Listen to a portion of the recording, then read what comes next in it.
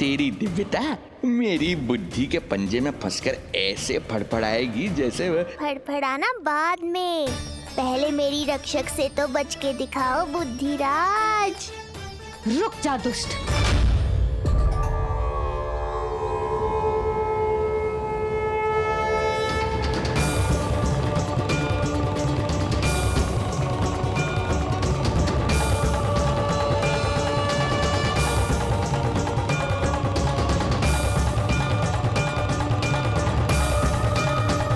इतनी शीघ्र भेद खुल गया क्या मेरा? लगता है आज बेलन से पिटाई होगी। इतनी सी इच्छा? ठीक है, पूरी कर दूंगा।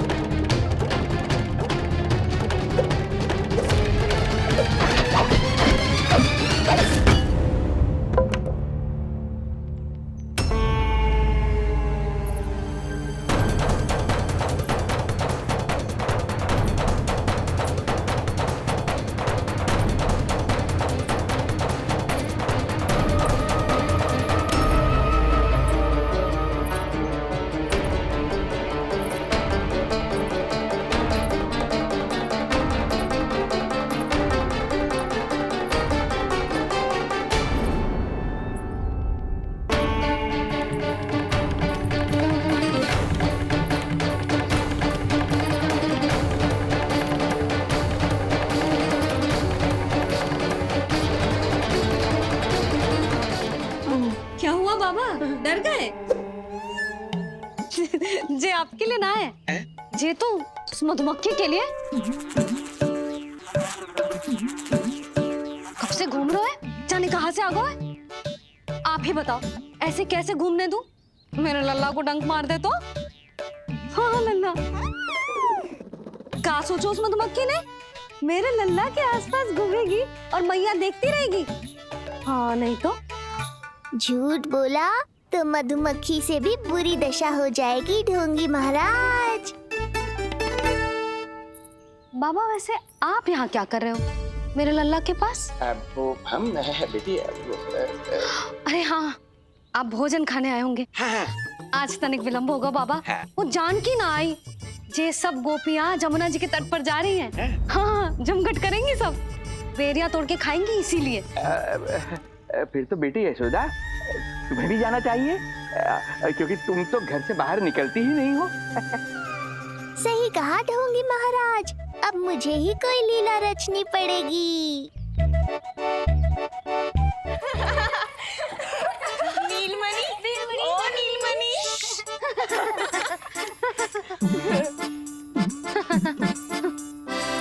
तुम सब तो घाट पर जाने वाली थी, गई ना? लल्ला को देखे बिना कैसे चले जाते? और आप भी तो आ रही है हमारे साथ। लल्ला, कौन आयो है? हाँ, तू बुला रहा था ना, इसलिए हम सबके सब चले आए तुझसे मिलने। मैं कहीं ना जा रही। जा कैसे नहीं रही आप भी चलेगी हमारे साथ जैसे पहले चलती थी। अरे पूछना रही हूँ जशोदा जी, बता रही हूँ। अरे हम भी तो यही कह रहे थे, मतलब जाना चाहिए तुम्हें। मैं भी तो यही कह रही हूँ कि मैं नीलमणि को छोड़ के कहीं ना जा सकती। जे अभी तक यही धरना दिए हुए हैं। अरे कुछ भी मती बोलो, और जो बोलो तनिक धीरे बोलो, लल्ला उठ जाएगा। ना भाभी ना उठेगो, जो प्रतिदिन ऐसे ही और इसी समय गहरी और लंबी निद्रा लेते है। लेनी पड़ती है ताकि मैया को भी थोड़ा समय मिल जाए। लो, फिर क्या समस्या है? जब तक ये सो रहे है, आप चली चलो हमारे साथ। सो रहे है तो क्या हुआ? मैं लल्ला को अकेला छोड़ के ना जा सकती। अकेला कहाँ है यशोदा, हम हैं ना इसकी सुरक्षा के लिए। जाओ जाओ जाओ। और नहीं तो क्या, बस बैठकर निवाला तोड़ेगे तो इन्हें भी अच्छा ना लगेगा। कुछ तो करे, है ना महाराज? बालक के साथ साथ इसे भी मार कर ही जाऊंगा। ना, मैं मान भी जाऊं, किंतु मेरे भीतर जो मैया का मन है ना, वो ना माने को। मुझे क्षमा करो, तुम सब जाओ।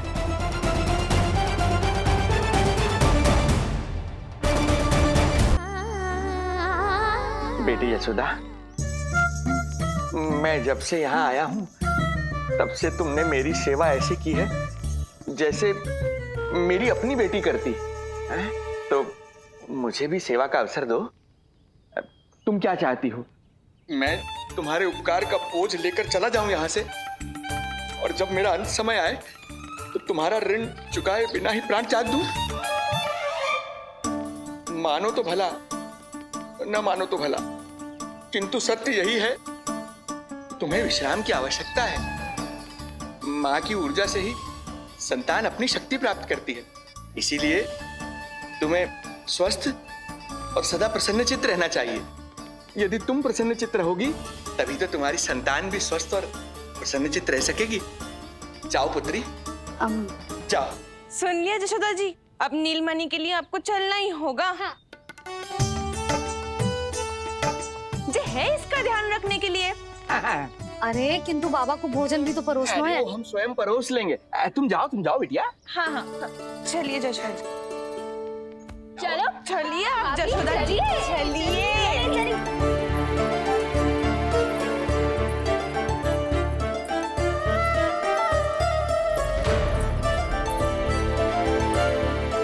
कुछ पल के लिए तो मेरी चिंता छोड़ो मैया और जीवन का आनंद लो। तब तक मैं इनको संभालता हूँ।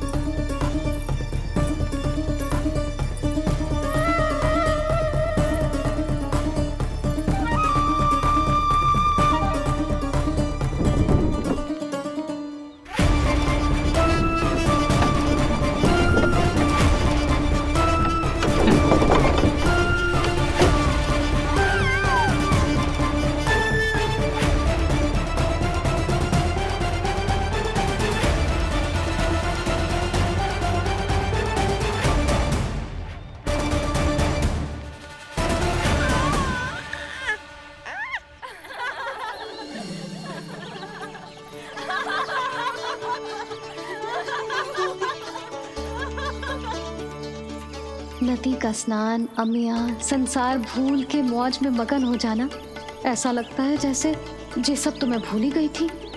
आज कितने दिनों बाद वही आनंद फिर से अनुभव करूंगी मैं।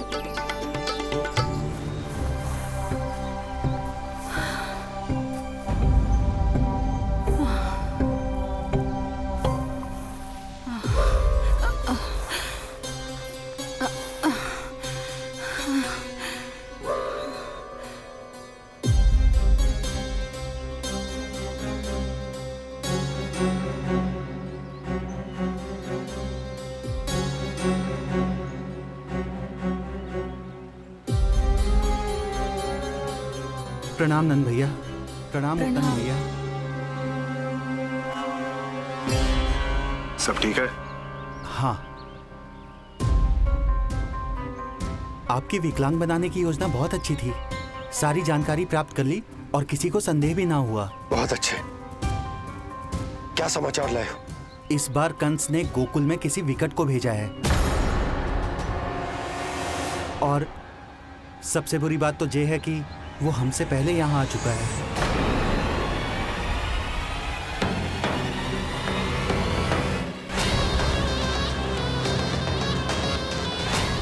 अब वहीं खड़े रहोगे क्या ढोंगी महाराज?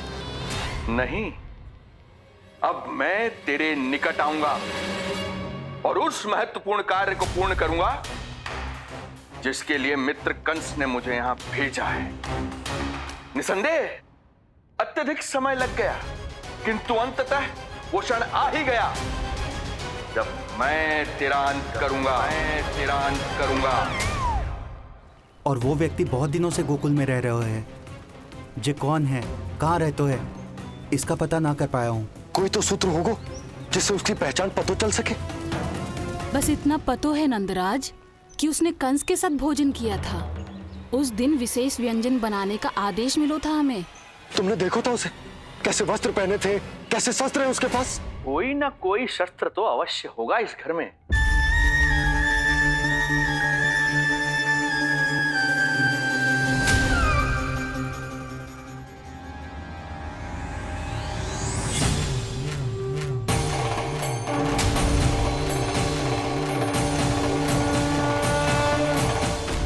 भयभीत मत हो ढोंगी महाराज, अनेक है, कोई भी चुन लो।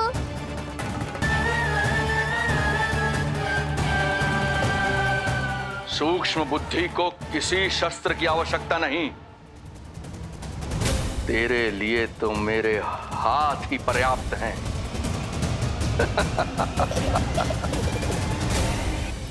आज सब कितने समय बाद इकट्ठा हुए हैं ना, आ जाएगा आनंद। अरे देख, तेरा नाम लेते ही कौन आ गया? संकिनी मौसी और सुमिति, लगता है सास बहू में समझौता हो गया आज। पर अब की बार झगड़ा क्यों हुआ था? पता नहीं। चल।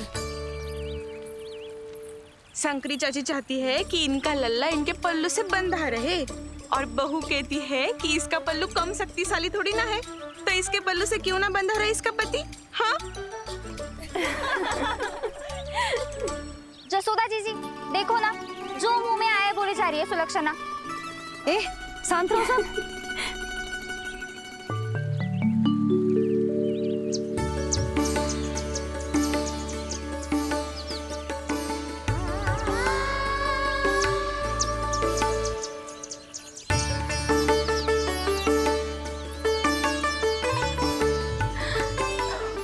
उन्हें देखकर लल्ला की स्मृति आ गई ना।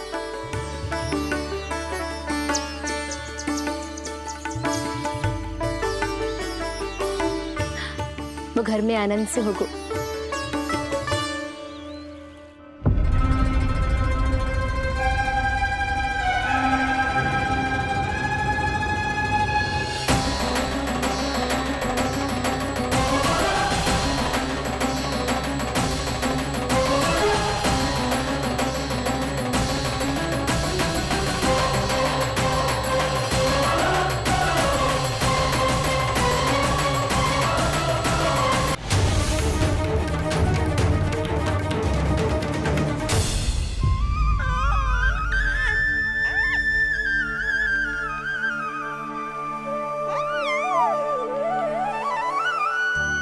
तेरी आंखें देखकर मुझे ऐसा प्रतीत हो रहा है जैसे मैं किसी शांत सागर में डूब रहा हूं, गहरे और गहरे।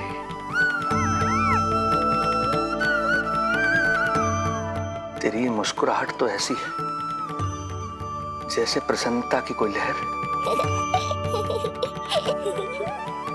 मेरी ओर बढ़ी चली आ रही है। और ये आभा, ये तो इतनी मनमोहक है कि मन कर रहा है स्वयं को न्यौछावर कर दूं मैं तुझ पर। लो कर लो बात, मेरे प्राण लेने आए थे, अब स्वयं ही न्यौछावर हो रहे हो।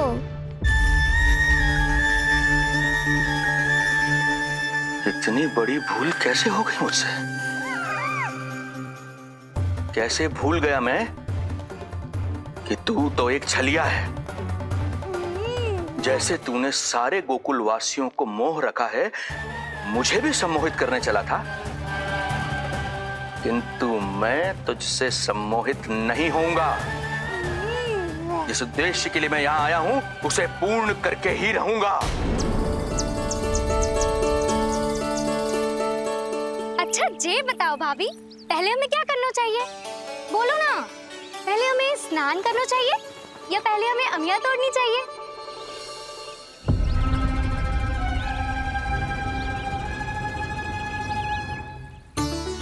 जेरा, ये तेरे पाँव के पास पड़ा एक पत्थर। हाँ, ये पत्थर तो बहुत बड़ा है। जानकी, इसी से जानकी ले।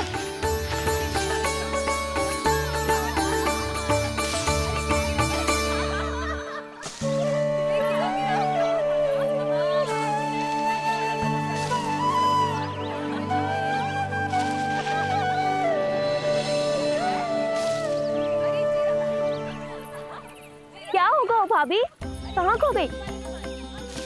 भाभी क्या होगा? आप भी ध्यान दो ना, पेट में चूहे कूदे हैं। मुझे अचानक विचित्र सा लग रहा है। सब ठीक तो होगा ना?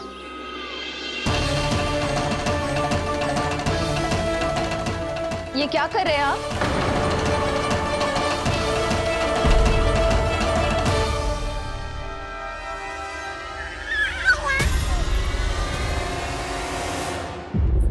ये नीलमणि के पालने के पास क्यों आना पड़ा आपको? वो हमें पालने के पास क्यों आना? हाँ, वो नीलमणि की माला पालने में गिर गई थी, तो हमने सोचा वही पहना दे। ये देखिए, ये माला।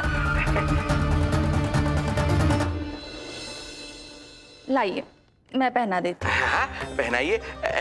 वैसे आपको क्या लगा कि हम बालक को कोई क्षति पहुंचाना चाहते हैं? अरे ऐसा कैसे कर सकते हैं? हम तो उसके नाना जैसे हैं, तभी तो यशोदा हमें इसके पास छोड़कर गई है। बहुत विश्वास करती है वो हम पर।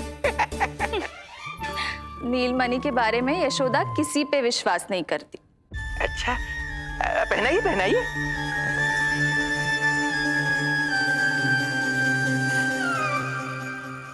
रुको अभी।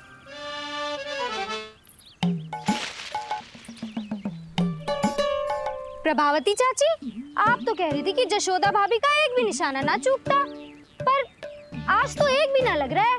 लग तो है आज तो बिना आम खाए घर जाना पड़ेगा। पहली बार लल्ला से इतनी दूर आई हूँ ना, मन लौट लौट के उसी के पास जा रहा है। मुझे ना नीलमणि की चिंता हो रहा है, शायद इसीलिए निशाना ना लग रहा। अरे महाराज को छोड़ के आई हो ना तुम लल्ला के पास, और आते आते रोहिणी रानी को भी तो बोला है ना, कहा था कि नहीं? और नहीं तो क्या, इसलिए आप वहाँ की चिंता छोड़ो जशोदा जी, यहाँ ध्यान दो। जे बित्ते भर की छोरिया नाम में बट्टा लगा रही है। हाँ जीजी, लगाओ आम पे निशाना और दिखा दो कि नीलमणि की मैया हो। ये पत्थर चाहे भी ना तो अभी आपका निशाना चूक ना सके। हाँ जीजी, वरना लल्ला के कहेगा कि मैया ऐसे ही वापस आ गई, एक काम भी ना ले पाई। तो ये बात है, तो दो पर पत्थर दिखाती हूँ मैं भी कि नीलमणि की मैया क्या कर सकती है।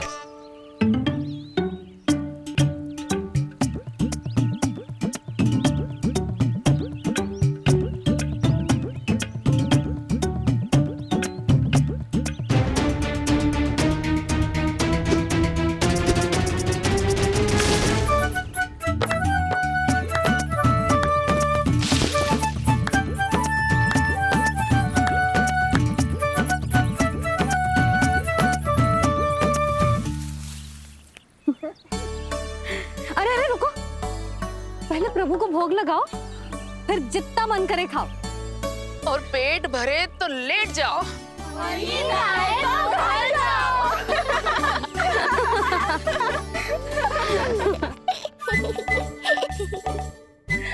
कौन हंस रहा है? हाँ? बड़ा खिलखिला रहा है, प्राण बचेंगे नहीं तेरे।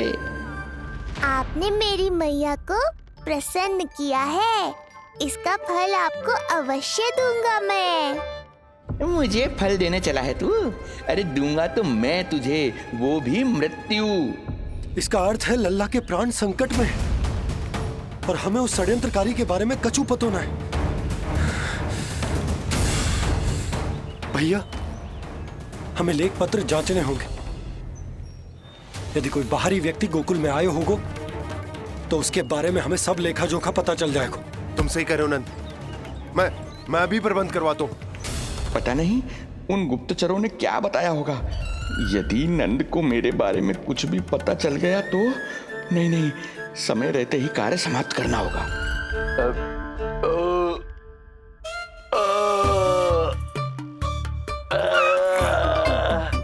धीरे कीजिए महाराज, नीलमणि भयभीत हो जाएगा। क्षमा करना बेटी, वृद्धावस्था में यदि पेट रिक्त रहे तो वायु विकार हो ही जाता है। यशोदा कह रही थी कि भोजन तैयार है, यदि तुम परोस दो तो ये वृद्ध भोजन कर लेगा और वायु विकार से मुक्ति मिल जाएगी। ताई जी आप जाइए, इन ढोंगी महाराज को भरपूर शांति दूंगा आज। अभी लाती हूँ। तुम्हारा बहुत बहुत धन्यवाद बेटी, सुखी रहो, खुश रहो।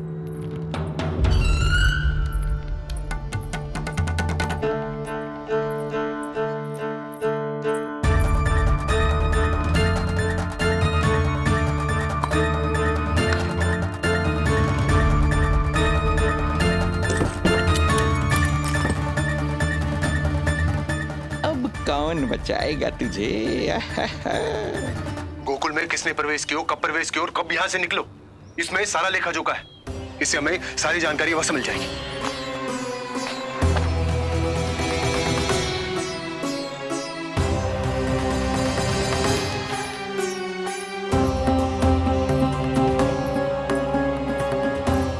द्वार बंद किसने किया? खुल क्यों नहीं रहा है?